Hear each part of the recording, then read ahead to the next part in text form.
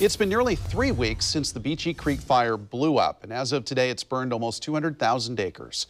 While firefighters have worked to get it 56% contained, there are concerns. Drier conditions this week could cause more activity. Fox 12's Drew Marine talked with the Beachy Creek fire spokesperson who explains what they are worried about.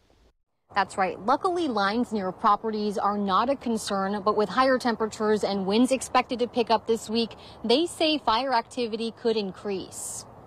The Beachy Creek fire has burned through almost 200,000 acres and destroyed over 800 structures, including Angie Harper's vacation home in Detroit. She says they've owned it for over 10 years. My kids grew up on the shores of Detroit, and we lived up there in the summer. So we just loved it. My daughter calls it her little slice of heaven. The evacuation level for the area was downgraded to a level 2, and she was finally able to return to the ashes left behind. Heart-wrenching.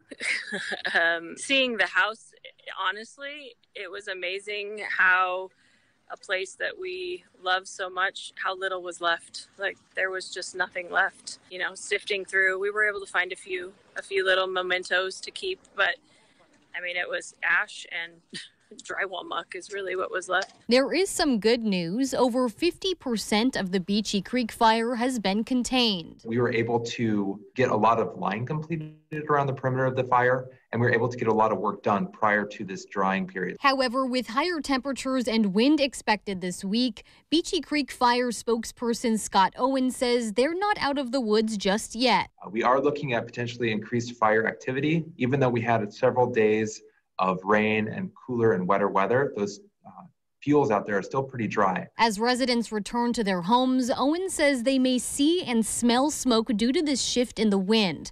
But if you do see smoke or flames, you may not need to immediately call 911.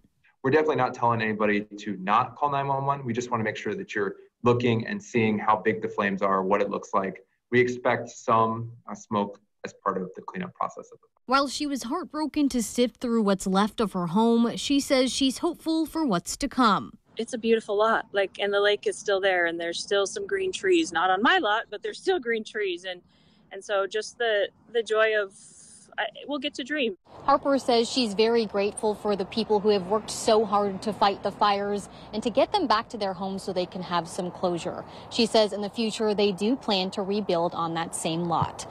Reporting in Beaverton, Drew Marine, Fox 12 Oregon.